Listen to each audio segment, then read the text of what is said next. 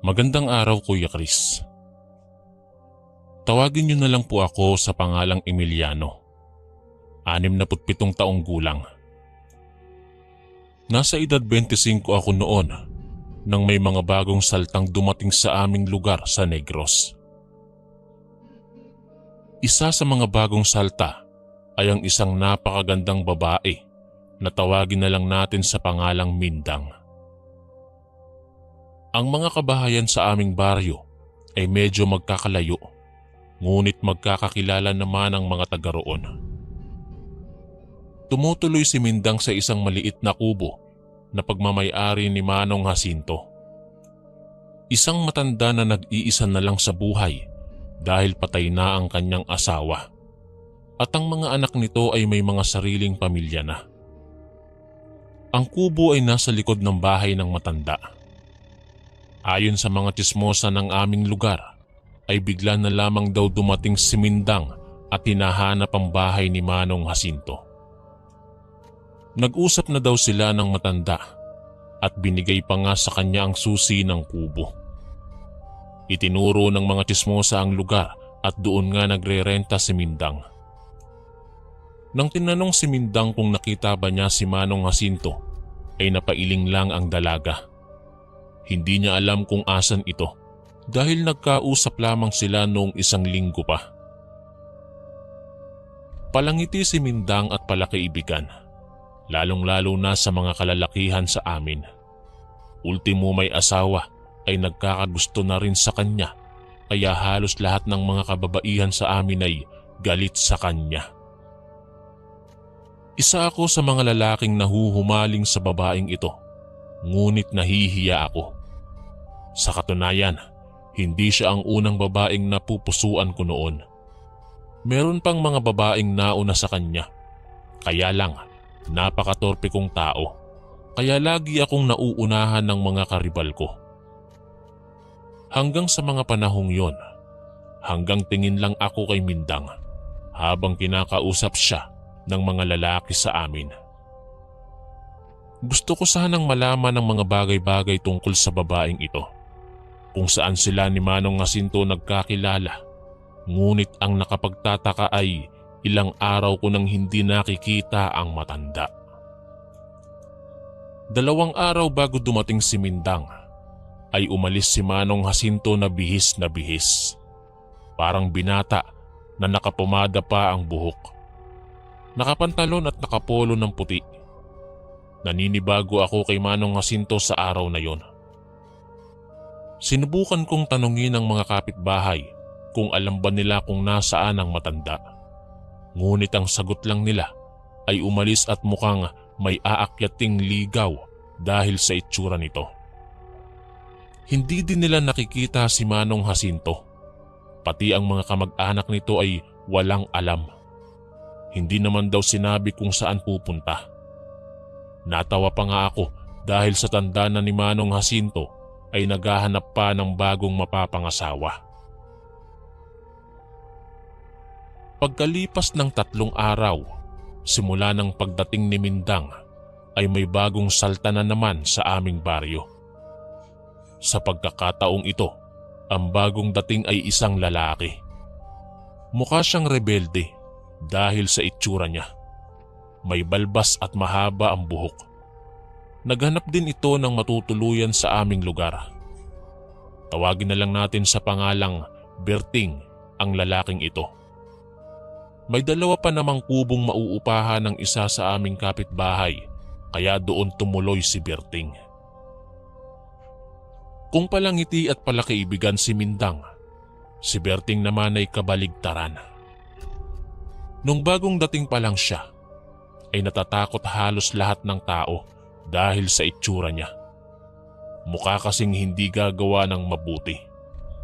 Ngunit nung nakausap ko na siya, ay mabait naman, ngunit napakatahimik na tao. Mabilis naman kaming naging magkaibigan, ngunit sa pagdaan ng araw ay may napapansin ako. Lagi siyang nakamasid sa bahay ni Mindang.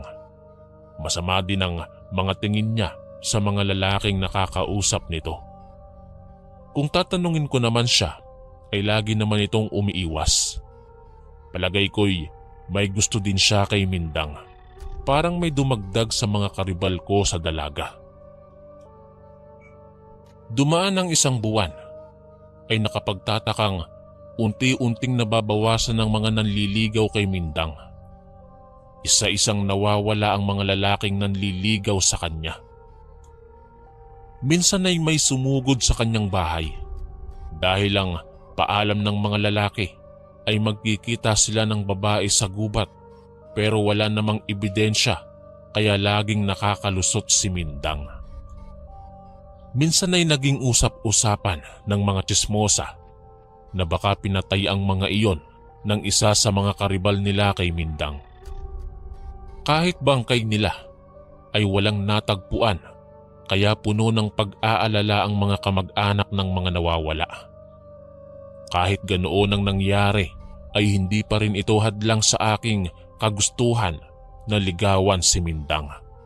Sobrang ganda niya talaga, maputi at may maamong muka. Nahuhuli ko si Mindang paminsan-minsan na sumusulyap sa akin, kaya sa wari ko'y gusto din ako ng dalaga. Nag-ipon ako ng lakas ng loob at nang matsyempuhan ko na nag-iisa si Mindang sa kubo niya, ay nilapitan ko siya at kinausap.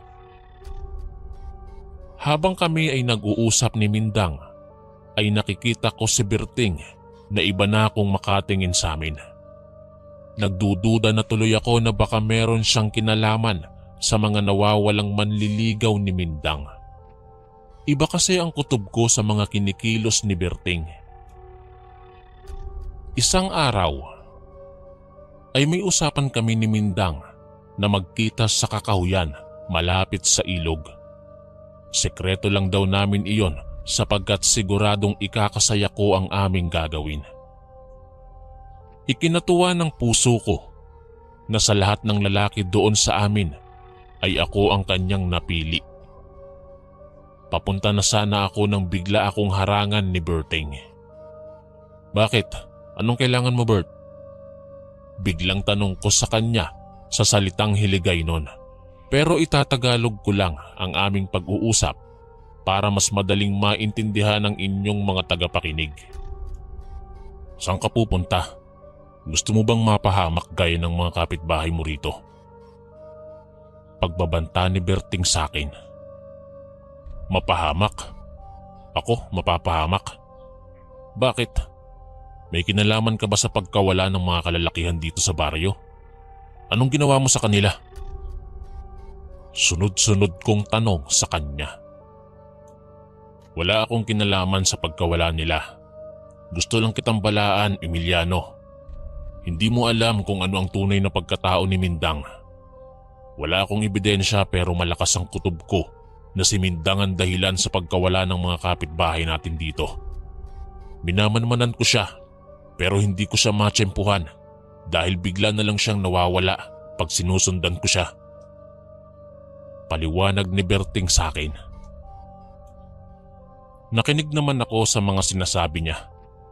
Ngunit binabantayan ko ang mga kilos niya. Baka kasi bigla lang may gawin sa akin ng lalaking ito na hindi maganda. Wala naman siyang dalang kahit anong patalim. Isang buntot pagi lang ang kanyang binibitbit. Nakuryoso ako kaya pinakinggan kong mabuti ang mga paliwanag niya. Nagsimula siyang magkwento tungkol sa pagkatao niya at sa mga nangyari sa baryong pinagmulan niya. Nabigla ako sa aking mga nalaman. Isa siyang ordinaryong tao, ngunit pinili ang maging manunugis ng aswang dahil sa nangyari sa nakatatandang kapatid niya. Hinahanap niya ang pumatay rito at sa palagay niya ay si Mindang ang may gawa nun. Mas lalo akong hindi makapaniwala sa mga sinasabi niya tungkol sa totoong pagkatao ni Mindang. Dahil wala namang malakas na katibayan na ipinapakita si Berting kaya hindi ko siya pinaniniwalaan. Ano ba yung pinagsasabi mo, Berting? Sigurado ka ba na si Mindang at ang aswang na pumatay sa kapatid mo ay iisa? Nahihibang ka na yata eh. Kahit ano pang sabihin mo, hindi mababago ang pagmamahal ko kay Mindang. pambabara ko sa mga sinasabi niya. Hindi pa tapos magsalita si Berting ay umalis na kaagad ako. Wala na siyang nagawa para pigilan ako. Marami pa siyang sinasabi, ngunit hindi ko na ito narinig pa. Napapaisip tuloy ako sa mga sinasabi niya. Wala na akong pakialam sa mga oras na yon. Basta ang nasa isip ko ay gusto ko si Mindang. Lagi na lamang akong nababasted o nauunahan. Si Mindang lang ang kaisa-isang babaeng tumanggap sa akin. Kaya hindi ko na palalampasin ang oportunidad na ito. Baka gawa-gawa lang ni Berting ang mga iyon para layuan ko si Mindang. Hindi ko pa siya masyadong kilala, kaya malay ko ba kung nagsisinungaling siya. Sa ganda ni Mindang, pinagkamalan itong aswang. Napailing na lamang ako. Malapit na ang oras ng aming pinag-usapan ni Mindang, kaya nagmamadali akong pumunta doon. Nakarating ako sa aming tagpuan. Nakaupo lang si Mindang sa isang bato sa may ilog. Nang makita niya ako, ay dahan-dahan niyang tinanggal ang kanyang kasuotan. Halos wala na siyang saplot, kaya napatulala ako dahil hindi ko naman akalaing gagawin niya yon. Biglang nag-iba ang pakiramdam ko sa mga oras na yon. Kahit na ganoon ang ginawa ni Mindang, ay nananatili pa rin ang respeto ko sa kanya. Tinawag niya ako upang palapitin sa kanya. Maghubad na daw ako para maligo. Medyo kinakabahan ako noon dahil unang beses na nangyari sa akin ang ganito. Palingon-lingon ako sa aking paligid. Baka may mga taong makakita sa amin. Ngunit napakatahimik ng lugar. Liblib naman kasi ang lugar na yon. Kung hindi pa sinabi ni Mindang ang tungkol sa lugar na yon, ay hindi ko malalaman na meron palang magandang tagong lugar. Kahit nahihiya, ay naghubad ako ng pang-itaas. Hinubad ko rin ang aking pantalon, pero iniwan ko ang aking boxer shorts. Sinundan ko si Mindang. Bahala na, sabi ko sa sarili ko. Mangyari na ang dapat mangyari. Papalapit ako ng papalapit sa kanya. Nakatalikod lang siya sa akin. Hinihintay niya ako at nang dumampi ang mga kamay ko sa balikat niya, ay bigla niya akong niyakap. Ramdam ko ang katawan niya. Kahit malamig ang tubig sa ilog ay uminit ang aking pakiramdam. Mahigpit ang pagkakayakap niya sa akin, kaya niyakap ko rin siya pabalik. Hanggang sa bigla ko na lang naramdaman na parang may bumabaon na matulis na bagay sa aking likuran. Humahapdi ito kaya napaaray ako. Sinusubukan kong kumawala sa pagkakayakap ni Mindang dahil sumasakit na talaga ang aking likod. Pinilit kong itulak siya papalayo sa akin, ngunit mas lalo siyang kumakapit. Nagpupumiglas ako at buong lakas na kumakawala sa kanya. Nabigla ako at kilabot ang gumapang sa aking buong katawan nang makita ko ang bumungad sa aking harapan. Isang nilalang na ubod ng pangit. Matalas ang ngipin at ang mga kuko nito. Nanlilisik ang mga mata nito na nakatitig sa akin. Sa sobrang takot ko ay hindi ko magawang gumalaw. Nakatulala lamang ako na nakatingin sa halimaw na yon. Mabilis itong lumapit sa akin at pinagkakalmot ako. Hinarang ko ang aking mga kamay para depensahan ang sarili. Bago pa man akong makagalaw, ay nasugatan niya ako sa dibdib. Tumakbo ako ng mabilis pabalik sa pinanggalingan ko, habang hawak ang aking sugat. Kahit masakit, ay pinilit kong kayanin. Hindi pa ako nakakalayo sa ilog ay naabutan ako ni Mindang. Tumalon ito sa harapan ko. Tuluyan na siyang nagbagong anyo. Akala ko'y katapusan ko na, nang bigla na lang itong namilipit sa sakit. May tumama sa likod nito, kaya bigla itong napahiyaw ng malakas. Nang silipin ko ay nakita ko si Berting. Bitbit niya ang kanyang buntot ng pagi. Hinampas niya sa halimaw ang kanyang dala. Inilabas din niya ang kanyang itak at pinagtataga niya ang aswang. Sobrang tinis ng sigaw ni Mindang. Kahit natamaan ay nagawa pa rin nito ang tumakas nang makakita ito ng pagkakataong makaalis. Hahabulin pa sana ni Berting ang patalong-talong nilalang na yon. Pero nang makita niya ako na bigla na lang bumagsak dahil sa sugat na natamo, ay mabilis niya akong tinulungan. Hindi ko na namalayan kung ano ang sumunod na nangyari. Dahil nang magising ako ay nasa bahay na ako ni Berting. Maingay sa paligid dahil kinausap ni Berting ang mga kapitbahay namin pati ang punong barangay. Hindi makapaniwala ang lahat sa kanilang mga nalaman. Nung una ay ayaw maniwala ng mga tao, ngunit nang pinatunayan ko na totoo ang sinasabi ni Berting ay umaksyon kaagad sila.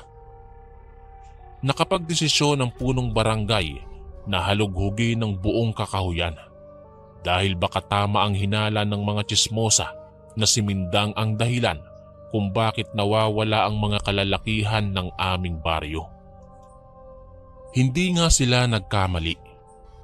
May natagpo ang mga damit at buto-buto ng mga tao sa isang kuweba na malapit lang sa ilog na aming pinagtagpuan ni Mindang. Nakilala ang iilan ng mga ito dahil sa mga damit na natagpuan sa lugar.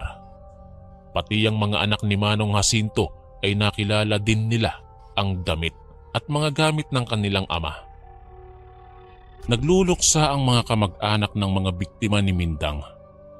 Muntikan na rin akong maging biktima kung hindi ako sinundan ni Berting. Malaki ang utang na loob ko sa kanya. Hindi na alam ni Berting kung saan pumunta si Mindang, pero alam niya kung anong klaseng aswang ito. Si Mindang ay isang aswang na tinatawag nilang mandarangkal. Aswang na puro lalaki ang mga biktima. Inaakit niya ang mga ito at pag nahulog na ito sa bitag niya ay tsaka niya lalapain at kakainin ng mga ito para mapanatili ang lakas niya. Hindi tumigil si Berting sa paghahanap kay Mindang hanggang sa nabalitaan na lamang namin na patay na pala ito. Malubhang nasugatan pala ito ni Berting at hindi na nagawang makapagpagaling ng sarili niya ang aswang. Lahat na ding mga lalaki sa aming baryo ay tinutugis siya kaya hindi na nitong magawang makapambiktima pa.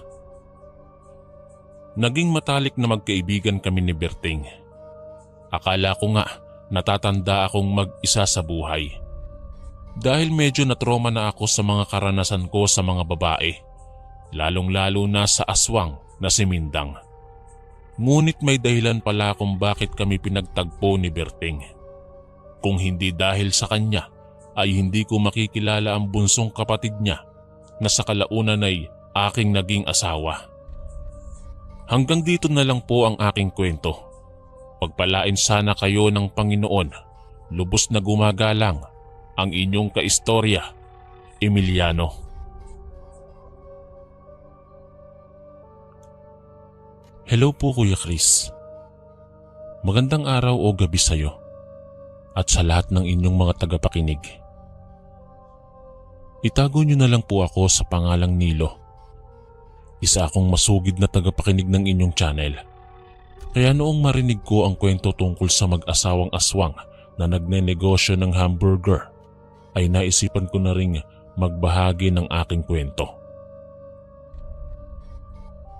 Taong 1993, nang may bagong lipat na mag-asawa sa dulo ng aming baryo sa Iloilo. Hindi ko na lang po ibibigay ang eksaktong lokasyon ng aming baryo sapagkat ayaw kong magbigay ng katatakutan sa mga nakatira doon. Biglaan ang pagdating nila at mabilisang nagpatayo ng maliit na kubo doon. Sa bahagi iyon ay napapaligiran na ng kakahuyan kaya hindi maiwasan na may pumupunta doong mga residente upang mangahoy o kaya'y mamasyal. Ayon sa kapitbahay naming si Mang Ramil, ay nakasalubong niya ang matandang mag-asawang iyon na tawagin na lang natin sa pangalang Nanet at Bersing. Kunting gamit lang ang dala nila at naghahanap sila ng lupang pwedeng mapagtayuan ng kanilang bahay. Balot na balot ang dalawang ito. Mukhang ayaw talaga nila na natatamaan ng init ng araw. Mukhang galing kayo sa malayong probinsya, lolo't lola. Saan po ba ang tungo nyo? Tanong ni Mang Ramil sa mag-asawang matanda. Oo. May kaguluhan kasi sa pinanggalingan naming lugar, kaya kami napadpad dito. May alam ka bang lugar na pwede naming patayuan ng bahay?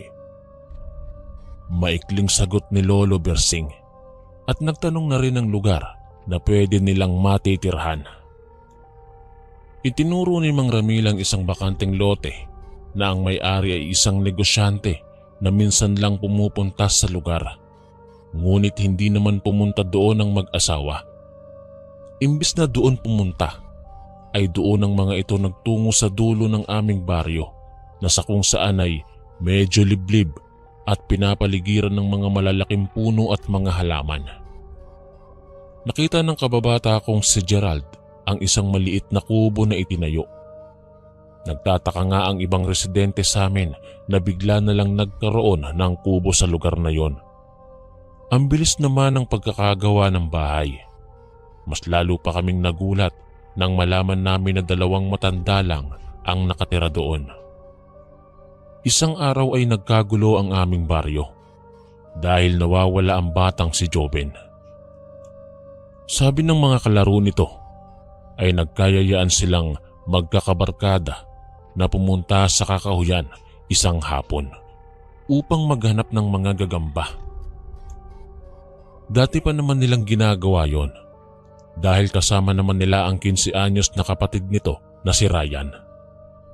Ngunit sa mga oras na iyon ay napahiwalay sa kanila si Joben. Hindi nila namalayan na napahiwalay ito sa kanila. Tinawag nila ito ngunit walang tumutugon sa kanilang mga sigaw. Nang hindi nila makita si Joben, ay nakapagpasya na sila na umuwi na lang at ipaalam sa mga magulang nila ang mga nangyari.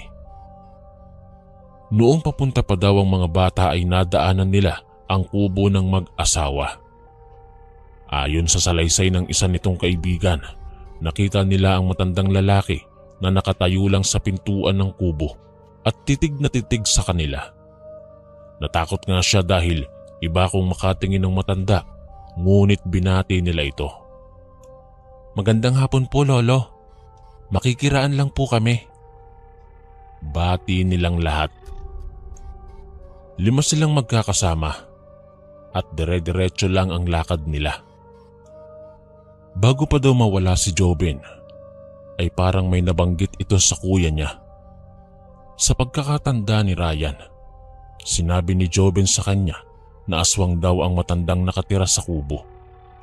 Dahil noong papalampas pa sila sa kubo nito, ay nakita niyang nanlilisik ang mga mata nitong nakatitig sa kanila at bigla daw humaba ang pangil. Nahuli kasi si Joben sa paglalakad kaya nakita niya ang mga nangyari. Natakot siya at sinubukang kumbinsihin ang kapatid niya na umuwi na lamang. Ngunit hindi nakinig ang kuya niya. Imbis na umuwi ay pinagalitan pa siya ni Ryan kung bakit pa ito sumama. Walang nagawa si Joben kundi ang sumunod sa kapatid hanggang sa natuon ang pansin nilang magkakasama sa paghahanap ng gagamba. Kaya hindi nila namalayan na nawawala na pala si Joben. Tsaka nila napansin na biglang may kaluskos silang narinig. Ngunit bigla lang din itong nawala.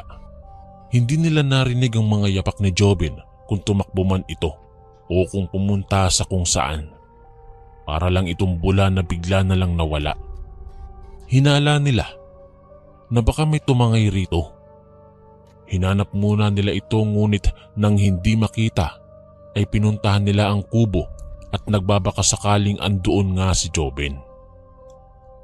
Pagdating nila doon sarado ang buong kubo at walang tumugon sa kanilang mga tawag. Walang lumabas at napakatahimik ng lugar. Gusto pa sanang pasukin ito ni Ryan, ngunit pinigilan siya ng kasama niya. "Kuya, baka umuwi na si Joben sa inyo. Baka pagalitan tayo ng mga nakatira dito. Hindi pa tayo sigurado kung nawawala ba talaga si Joben. Tara na, puntahan muna natin sa inyo," sabi ni Wally, nakaedad lang din ni Joben. Umayag naman si Ryan at nagmamadaling bumalik sa kanilang bahay. Nang makauwi sila, ay agad na hinanap ng kapatid ngunit wala doon. Kaya sinabi kaagad ng mga bata ang mga nangyari sa kanilang mga magulang. Bagamat wala silang ebidensya na baka may kinalaman ng mag-asawang iyon sa pagkawala ni Joben, ay pinuntahan nila pa rin iyon para kausapin. Sumama ako para makatulong sa paghahanap. Tinungo namin ang kubo ng mag-asawang bagong salta. "Anong kailangan nila?" tanong ng matandang babae pagkatapos narinig ang mga pagtawag ng mga kababaryo namin. Manang, gusto lang po sana naming itanong kung nakita niyo po ba yung batang ito. Nawawala po kasi siya. Kasama lang ito ng mga kabarkada niya kanina," tanong ng ama ni na Joben at Ryan. Lumabas din ng matandang lalaki at lumapit sa nagkukumpulang mga tao. "Oo, nakita ko sila kanina na dumaan dito pero yun lang yon. Pagkatapos niyan ay pumasok na ako sa aming kubo," singit ng matandang lalaki. Wala nang magagawa ang mga magulang ng nawawalang bata, kundi ang hanapin si Joben sa kakahuyan. Kaso, nabigla kaming lahat nang biglang sumingit ng tanong ang makulit na batang si Roy. "Lolo, totoo ba na isa kang aswang? Yan kasi ang sabi ni Joben bago siya nawala eh," tanong ng bata. Tinakpan ng magulang ng batang iyon ang kanyang bibig. "Ano ba yung pinagsasabi mong bata ka? Mahiya ka naman sa matanda," saway ng ina nito at sabay baling ng tingin sa matanda. "Pasensya na ho kayo manong ah. Talagang matabil po kasi ang dila nitong anak ko eh." Kitang-kita ko ang panlilisik ng mata ng matandang lalaki na nakatingin sa batang si Roy pagkatapos niyang marinig ang tanong na yon. Tingin ko'y ako lang ang nakapansin kasi mabilis na nagbago ang itsura niya nang tumingin ang ina ng bata sa kanya. Nakatuon din yata ang atensyon ng mga ito sa pasaway na bata, kaya hindi nila napansin ang panlilisik ng mga mata ng matanda. "Walang kaso yon. Bata yan, kaya kung ano-ano na lang ang pinagsasasabi," sabi ni Lolo Bersing sabay pandidilat ng mga mata nito ngunit nakangiti. Maaari po ba kaming pumasok sa bakuran niyo manong?" tanong ng ama nila Joben at Ryan. Nagkatinginan ang mag-asawa. Parang nagkakaintindihan sila sa pamamagitan lang ng tingin. Sige. Pasok kayo para maniwala kayo na hindi talaga napadpad dito ang hinahanap nyo," bigay pahintulot ng matandang babae sa amin. Pumasok kaming lahat at tiningnan ang paligid. Wala namang kakaiba sa bahay nila. Malinis ang buong paligid. Dahil sa hindi kami pwedeng makapasok sa bahay, ay sinubukan naming tawagin si Joben. Pero wala kaming tugon na narinig, ngunit may narinig kaming huni ng isang baboy sa loob ng kubo. Baboy na parang tinatakpa ng bibig. "Ano po ang nasa loob, Lolo?" tanong ng isa pa naming kapitbahay. Biik. Magkakatay kasi kami ng biik mamaya para sa aming ulam," sagot ng matanda. Hindi na nagtanong pa ang mga kababaryo ko dahil napansin na nila ang itsura ng matandang lalaki na medyo naiirita na. Parang pinapaalis na kami dahil marami pa daw silang gagawin. Iba ang pakiramdam ko sa kanila. Nagdududa ako at wala akong tiwala sa kanila. May hindi tama. Dahil sa wala naman silang nakita doon sa lugar ay napagpasya ng umalis at pumunta sa kakahuyan. Baka nandoon pa si Jobin, naghahanap ng gagamba o kaya'y hinahanap ang mga kasamahan niya. Hindi naman masyadong kalakihan ang lugar. Kung andoon pa si Jobin ay siguradong makikita nila yon. Nagpaalam na sila sa mag-asawa. At dahil nasa huli ako, ay kitang-kita ko ang pagngiti ng dalawa na halos abot tenga na. Hinanap namin si Jobin, ngunit wala talaga doon ang bata. Lubos nang nag-aalala ang mga magulang ng batang yon. Imposible na mawala lang si Jobin na parang bula. Ang hinala ng iba ay baka kinuha ng engkanto. Hindi naman naniniwala ang mga magulang niya dahil matagal na silang naninirahan doon sa baryo. Ngunit wala namang kaso na may engkanto sa kakahuyan. Humingi na lang kami ng tulong sa barangay at tumulong na rin ito sa paghahanap sa bata hanggang sa dumating na sa punto na nawalan na ng pag-asa ang pamilya na mahahanap pa ang batang si Jobin. Sa pagdaan ng mga araw ay hindi lang si Jobin ang nawawala. Dumadami ang nawawala sa aming baryo. Kaya naghigpit ang punong barangay. Hindi na dapat umalis ang mga bata na walang kasamang matanda.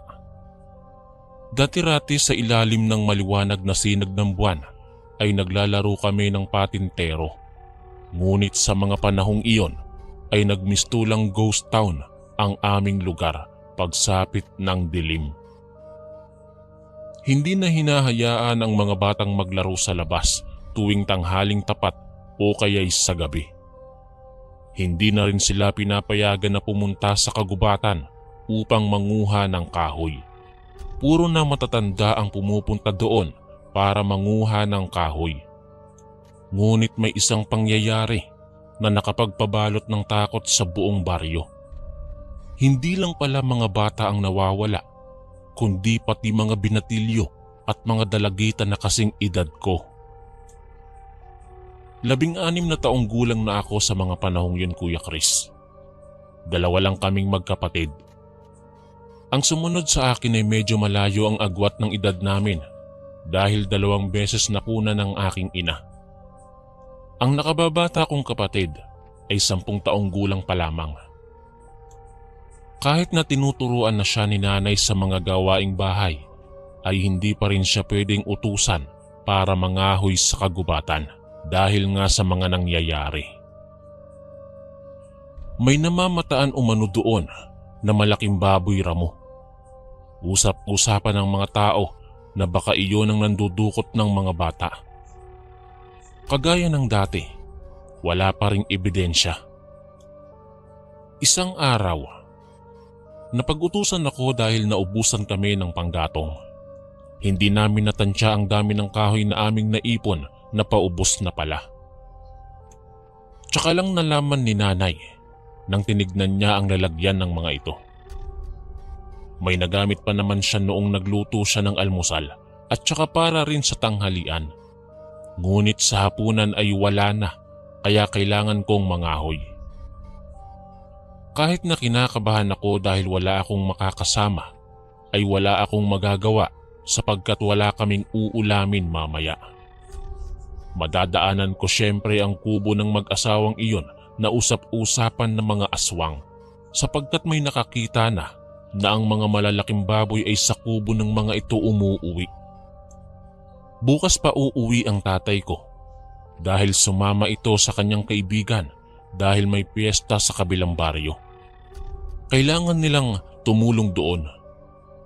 Kahit na natatakot ay nilakasan ko ang loob ko. Pumunta ako sa kakahuyan ng mag-isa. Sinubukan kong ayain ang kaibigan ko, kaso may ginagawa pa siya sa kanila. Kunti lang naman daw ang ipapakuha ng nanay, sapat lang para mamayang gabi at para bukas. Sigurado naman daw na magdadala ang tatay ng ulam bukas para sa tanghalian namin. Nagdala ako ng sako at itak. Nagdahan-dahan ako sa paglalakad at tinitingnan ko ang kubo habang papalapit ako doon. Sobrang lakas ng kaba sa dibdib ko. Hindi pa naman napapatunayan na sila ang dahilan ng pagkawala ng mga tao dito sa amin. Ngunit simula nang dumating sila sa baryo ay nangyari ang mga kababalaghan. Ayaw kong tumingin sa may kubo nang dumating ako sa tapat ng kanilang bakuran. Kaso parang may nag-uudyok sa akin na lingunin ito. Nakahinga ako ng maluwag nang wala namang tao at sarado ang buong bahay. Nasaan na kaya ang mag-asawa? Bulong ko sa sarili ko. Dumiretso ako sa paglalakad. May mga pirasong patay na kahoy akong nakikita sa daan kaya pinupulot ko ang mga ito. Tahimik lang akong naghahanap ng kahoy. Nakabibinging katahimikan ang nakapagpadagdag sa kaba ko sa dibdib. Parang may bigla na lamang aamba sa akin. Nakakatayo ng balahibo ang katahimikan. Dahil sa pagkapraning ko, kahit konting kaluskos lang ay nagugulat ako. Huminga ako ng malalim at pinakalma ko ang aking sarili. Konting-konti pa lang ang aking nakuha nang biglang may huni ng baboy akong narinig sa paligid. Mabilis kong hinanap kung saan iyon nanggagaling nang biglang may malaking baboy ramo na biglang bumulaga sa harapan ko. Nagulat ako at napasigaw. Nanlilisik ang mga mata nitong parang mga mata ng tao na nakatitig sa akin. Napaatras ako ng dahan-dahan.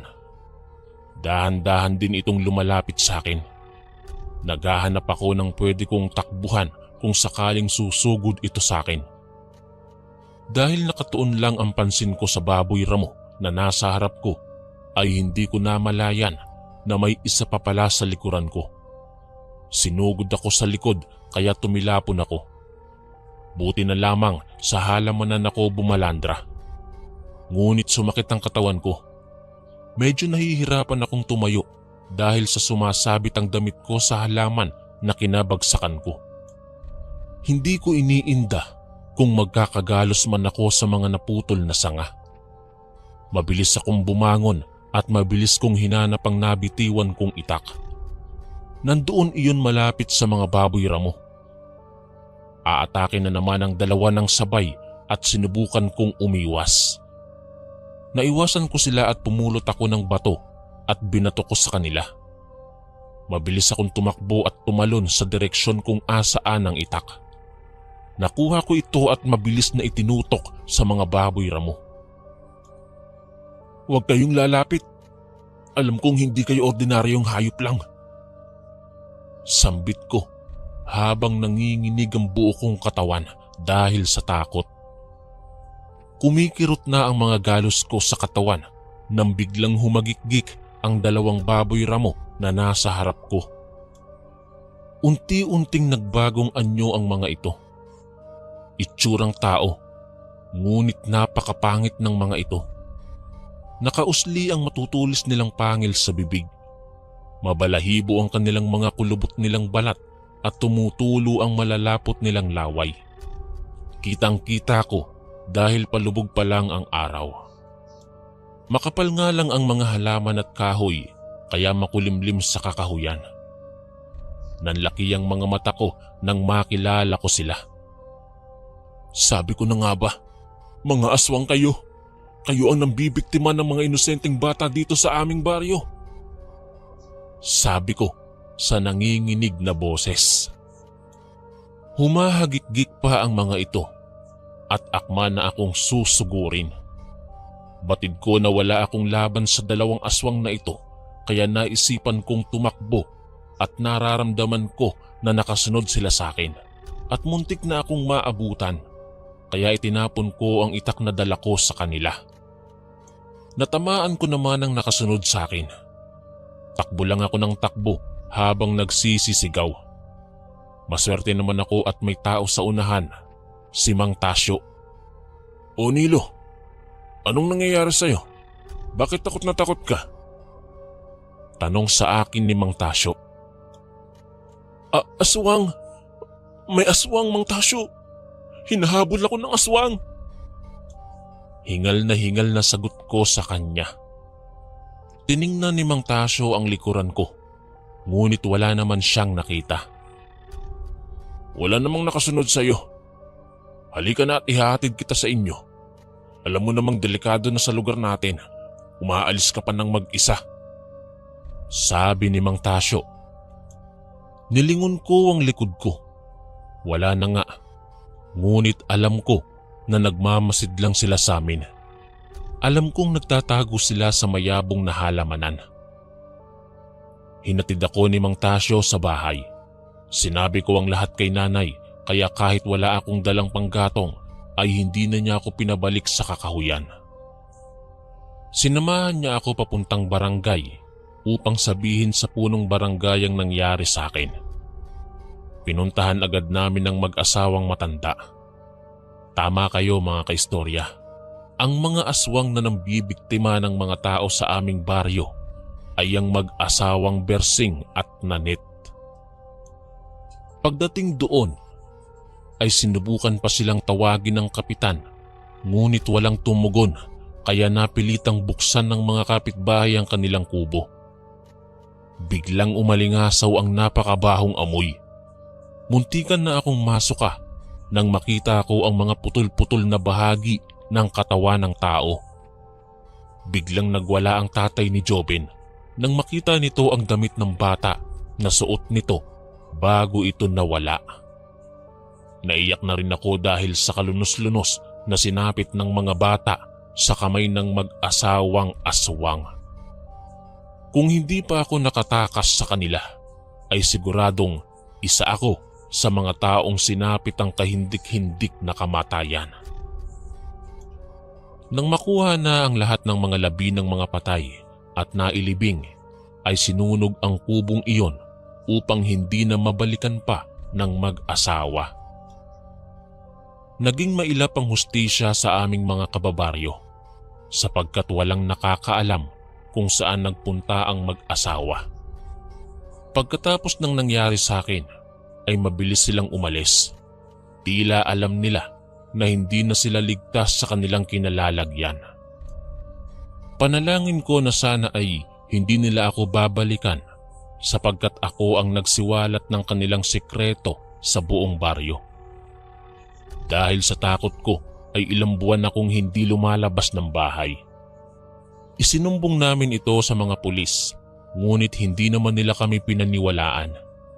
Wala ring nangyari sa aming pagsusumbong, kaya ang ginawa na lang namin ay naglagay ng proteksyon sa aming bahay, pati sa aming katawan.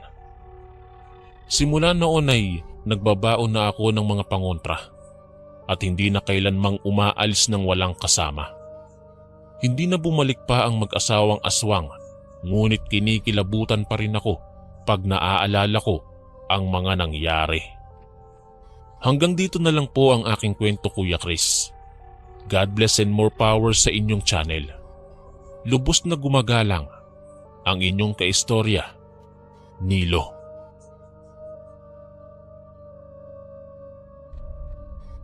Mapagpalang araw po, Kuya Chris.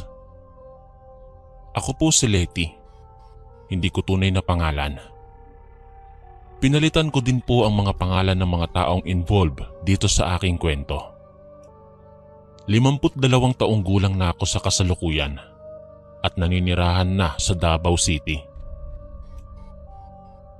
Ang kwentong ibabahagi ko sa inyo ngayon ay tungkol sa karanasan namin ng aking ina na hindi namin malilimutan sapagkat involved dito ang mismong lola ko sa father side. Bagamat hindi pumayag ang aking tatay Julian na tumanggap ng mutya sa pagkaaswang, ay hindi pa rin namin maiwasan ang maranasan ng kahindik-hindik na pangyayari. Dekada 80, Surigao. Noong mga panahong yun ay hindi ko pa alam kung ano si Lola Pasing. 10 taon ako noon at wala naman akong nakikita nakakaiba sa mga kinikilos ng aking abuela. Siguro ay dahil minsan ko lang siyang nakikita sa umaga dahil lagi itong nasa loob ng kanyang kubo. Patay na kasi si Lolo Teofilo nung sanggol pa lang ako. Hindi naman sinabi ni tatay kung ano ang ikinamatay ng aking abuelo. Minsan ko lang nakikita ang aking lola sa labas tuwing umaga. Pag nakikita ko siya, ay nanghihina ito. Nakaupo lang ito sa kanyang upuan at malayo ang tingin sa may bintana. Pero pagsapit ng hapon ay nakikita ko itong palakad-lakad sa kanyang bakuran na parang walang iniindang sakit. Gusto ko nga siyang lapitan kasi naaawa ako sa kanya dahil mag-isa lang siya sa kubo. Pagamat malapit lang ang kubo niya sa bahay namin ay hindi ako pinapayagan ng aking mga magulang na lapitan siya sa hindi ko malamang dahilan. Nag-iisang anak lang ako ng aking mga magulang, Kuya Chris, kaya hindi nila hahayaan na may mangyaring masama sa akin. Maski ang mga pinsan ko na kapitbahay lang din namin ay pinagbabawalan din ng kanilang mga magulang. Isang beses, nang umalis saglit sila nanay at tatay at iniwan nila ako sa aking tiya Marites. Naglaro kami ng aking mga pinsan sa loob ng bahay. Habang naglalaro, ay nakita ko si Lola Pasing na nakaupo sa isang upuan sa labas ng kanyang bahay. Nakabukas lang kasi ang pintuan ng bahay namin, kaya makikita namin ang labas. Katulad ng dati, ay malayo ang tingin nito at nakatulala lang. Hindi ko alam kung ano ang dahilan at naisipan kong lapitan siya at kausapin. Pinigilan naman ako ng aking pinsan na si Joseph. Isasaling ko na lang po sa wikang Tagalog kasi Bisaya po ang lingwahe namin sa aming lugar. "Saan ka pupunta?" Tanong sa akin ni Joseph habang naglalakad ako papunta sa bahay ni Lola Pasing. "Di ba kabilin-bilinan sa atin ni nanay at tatay na hindi tayo pwedeng lumapit kay Lola?" Napalingon ako sa aking pinsan at tinanong ko siya. "Bakit naman? Matagal ko nang tinatanong ito sa aking mga magulang pero ang sagot lang nila palagi ay may nakakahawang sakit daw si Lola kaya hindi siya pwedeng lapitan. Tuwing tinatanong ko kung anong klaseng sakit ay hindi naman sila sumasagot."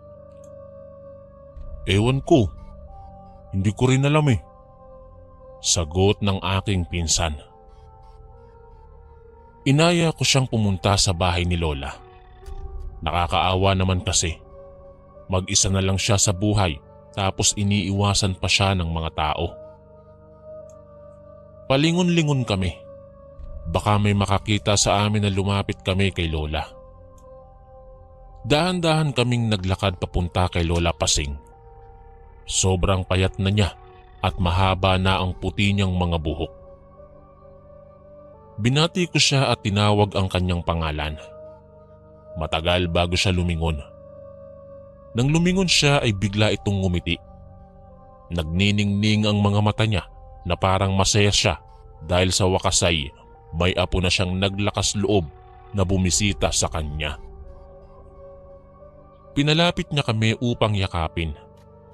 Nagdadalawang isip kami ni Joseph. Medyo nag-aatubili kami dahil baka makita kami ni Tia Marites. Ibinuka niya ang kanyang mga braso na nagpapahiwatig na yakapin daw namin siya. Bigla akong naawa kay Lola, kaya lumapit ako at niyakap siya. Medyo masangsang ang amoy ni Lola. Parang ilang araw na siyang hindi naliligo. Parang amoy putok ang katawan niya. Tiniis ko na lang din dahil mukhang sabik na sabik siya sa kanyang apo. Inaamoy-amoy niya ako at unti-unting humihigpit ang yakap niya. Si Joseph ay nakatayo lang sa likod ko at nakatingin sa amin. Lola, nasasaktan na po ako. Hindi na po ako makahinga, Lola." Sabi ko sa kanya dahil mas humihigpit ang yakap niya sa akin. Para na niya akong sinasakal dahil hindi na ako makahinga. Medyo kinakabahan na ako nun kasi parang ayaw na niya akong bitiwan. Nanunuot pa sa ilong ko ang masangsang na amoy kaya para akong hihimatayin. Kaya nagpupumiglas na ako. Nang tumulong na ang pinsan ko na makawala ako sa bisig niya, ay bigla na lang siyang natauhan. Binitiwan niya na ako at bigla niya kaming itinaboy papalayo. Gusto pa sana namin siyang makausap, kaso pumasok siya sa kanyang kubo at nagsara ng pintuan. Dahil sa wala kaming magawa, ay napagpasya na lang namin na bumalik na sa loob ng bahay.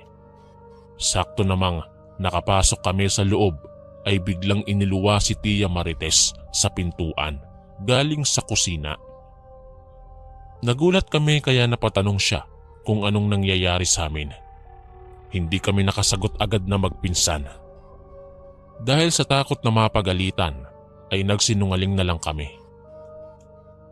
Payapa naman ang aming pamumuhay sa probinsya. Kaso minsan sa gabi ay nagigising ako sa ingay ng aming aso. May aso kami, Kuya Chris. Hindi ko alam kung bakit sobrang ingay niya tuwing gabi. Ang aso ding ito ay hindi kasundo ni Lola Pasing. Kaya hindi talaga makakalapit sa aming bahay ang aking abuela. Lagi kasi siyang tinatahulan nito. Wala naman kaming problema sa aming pang-araw-araw na pagkain dahil malusog at mayayabong ang aming mga pananim. Pagsasaka kasi ang ikinabubuhay ng aming pamilya, Kuya Chris. Ngunit hindi sa lahat ng pagkakataon ay masagana ang ani. Isang hindi inaasahang pangyayari ang dumating sa aming lugar. Isang malakas na dilubyo ang sumira sa aming kabuhayan. Dumating nga ang panahon na wala na kaming makain. Dahil sa liblib ang aming lugar ay walang tulong na nakaaabot sa amin. Tinipid pa namin ang konting bigas na natira sa aming lalagyan. Napagpasyahan ni tatay na bumaba muna sa bukid para makahingi ng tulong dahil kung magpapatuloy ang ganito ay wala na talaga kaming makakain at baka kami ay mamatay na sa gutom. Malayo-layo ang bayan sa aming lugar. Kaya aabuti ng 2 araw si tatay sa paglalakbay. Sakay ng aming kalabaw ay bumaba na siya. Lumipas ang 2 araw ay hindi pa nakababalik ang tatay. Kaya umabot sa wala na talaga kaming makain ni nanay. Ayaw niya ring humingi kina Tia Marites at Tio Romy dahil alam niyang gipit na rin sila. Dahil sa sobrang gutom ko ay panay na ang reklamo ko sa aking ina. Inaalo na lang niya ako kasi wala na siyang maibigay. Napagpasya ni nanay na pumunta sa kaibigan niya, mga ilang kilometro lang ang layo mula sa amin. Susubukan niyang humingi ng konting pagkain, kaya iniwan niya muna ako. Nakatingin lang ako sa kawalan habang sumasakit na ang aking sikmura. Habang nakatulala ako sa may bintana ay naaninagan ko si Lola Pasing. Hapon na sa mga oras na yon. Kumaway siya sa akin at sinesen niya sana lumapit sa kanya. Dahil sa hindi ako tumugon kaagad ay sinubukan niyang lumapit sa aming bakuran. Nang makita siya ni Bantay ay tinahulan siya. Pinagalitan ko si Bantay dahil pilit itong kumakawala sa pagkakatali niya. Hindi ko talaga alam kung bakit galit ito kay Lola. Ang ginawa ko ay ako na lang ang lumabas at lumapit sa aking abuela. May iniabot siya sa aking isang mangkok. Alam kong gutom ka, apo. Kaya eto, sinabawang buto-buto para naman maibsan ang kumakalamong sikmura. Mahinang sabi sa akin ni Lola Pasing. Dahil sa sobrang gutom, ay walang pag-aatubili kong kinuha ito. Nagpasalamat muna ako kay Lola at nagmamadaling pumasok ng bahay para kumain. Hindi ko maintindihan ang lasa ng sabaw, pero napakasarap niya. Masarap din ang konting laman na nakakapit pa sa buto. May konting kanin din siyang ibinigay. Malaki ang buto ng sabaw. Bago ang itsura nito sa aking paningin. Pero hindi ko na lang pinansin sapagkat ang nasa isip ko ay baka buto ng baka itong bigay sa akin ng aking abuela.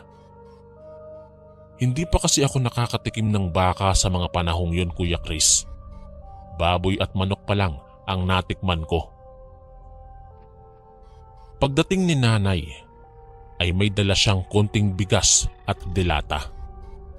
Kahit konti lang yung kinain ko sa bigay ni Lola ay nakapagtatakang nabusog ako kaagad doon.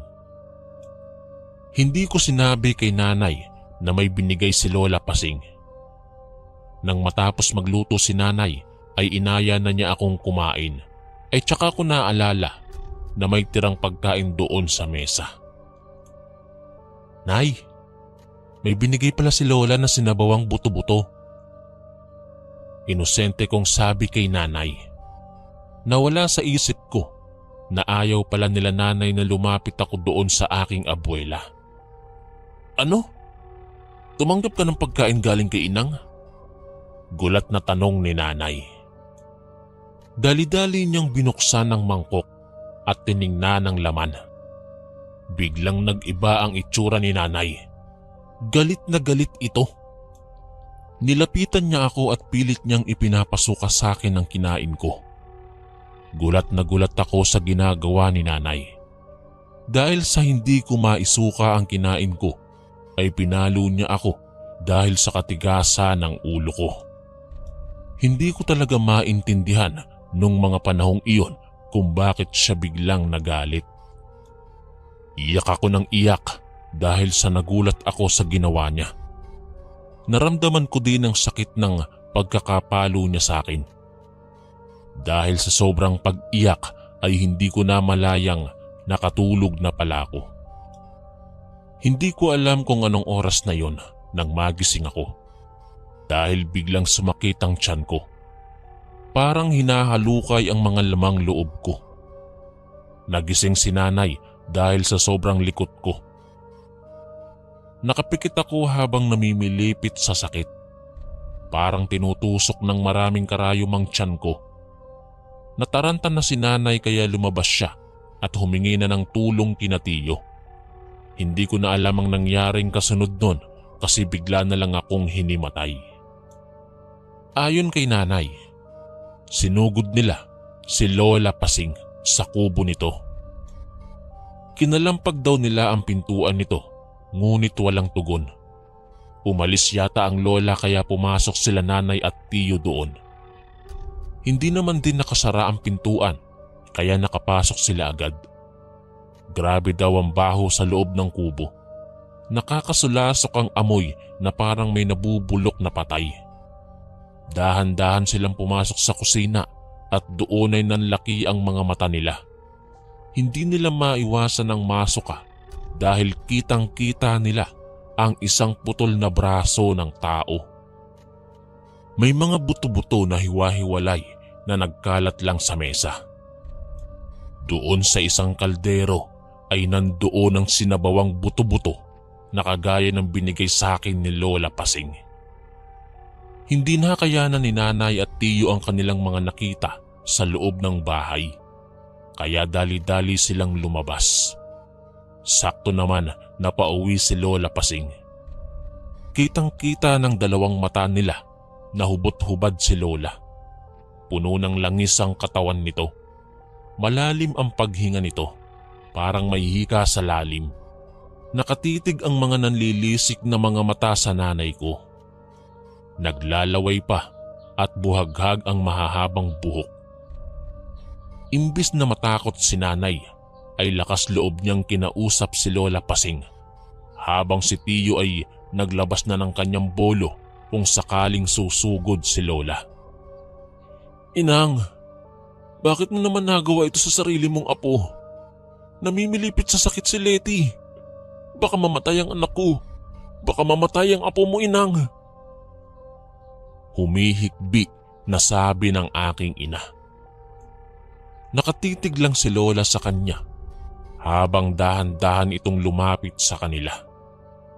Sinisigawan daw ito ni nanay kung ano ang gagawin niya. Baka daw mamatay ako. Nang marinig ito ni Lola ay natauhan ito bigla. Dali-dali itong pumasok sa kanyang kubo at nagsara ng pinto. Kinatok siya ni nanay at ni tiyo. Nagwawala na si nanay at sigaw ng sigaw. Dahil sa hindi na talaga nagbukas si Lola ay napagpasyahan na lang nila na bumalik na lang ng bahay. Nang tatalikod na sana sila ay biglang bumukas ang pintuan at nagwika si Lola ng, Patawarin niyo ako. Hindi ko kasi nakayanan nang makita ang apo ko na nagugutom. sabi ng aking abuela, sabay abot ng isang maliit na bote. Kunin mo ito, anak. Ipainom mo ito kay Letty. Wala akong intensyon na masama. Kahit nag-aatubili ang aking ina na tanggapin yon, ay wala na siyang pagpipilian. Tinanggap niya ito, ngunit binantaan niya si Lola Pasing. Pag may mangyaring masama sa anak ko, inang, hindi ko kayo mapapatawad. Hindi. Galit na sambit ng aking ina at tsaka sila umalis. Nagmamadali siyang umuwi. Pinabangon niya ako at pilit na pinainom. Nagsuka ako ng nagsuka matapos kong inumin ang binigay ni Lola. Maya-maya ay naging mabuti na ang pakiramdam ko. Hindi alam ni nanay kung ano yung pinainom niya sa akin at hindi na siya nagtanong pa kay Lola Pasing. Ang importante ay nawala na ang sakit ng tiyan ko. Hindi pa rin siya naging kampante kaya nung dumating si tatay ay bumaba kami agad sa bayan. Pinatingnan nila ako sa isang manggagamot. Wala naman daw akong problema na kasi nailabas ko naman daw ang mga kinain ko. Nang dahil sa nangyari ay napagpasyahan ng aking mga magulang na lumipat na lang ng bahay. Sumunod na rin sina Tiyo Romy at Tia Marites kasama ang mga pamilya nila. Pumunta kami nila nanay at tatay sa mga kamag-anak ng nanay. Matagal bago nila sinabi sa akin ang tunay na pagkatao ng aking abuela. Dalaga na ako nang sabihin nila na si Lola Pasing ay isang aswang. Nayanggaw lang daw ito ng lolo Teofilo ko. Kahit ganoon ang nangyari, ay hindi ko masisisi si Lola Pasing kung bakit niya nagawa yun sa akin. Pag naiisip ko kung ano yung pinakain ni Lola sa akin, ay hindi ko maiwasang mandiri dahil lang sinabawang buto-buto na yon ay hindi pala galing sa baka, kundi sinabawang buto ng tao. Hanggang dito na lang po, Kuya Chris. Sana ay mabasa mo po ito. Maraming salamat po. Lubos na gumagalang, Letty. Maraming salamat po mga kaistorya sa pakikinig. At kita-kits po ulit bukas para sa isa na namang nakakatakot na kwento. Ito po si Kuya Chris, ang inyong kaistorya. God bless po at ingat po lagi.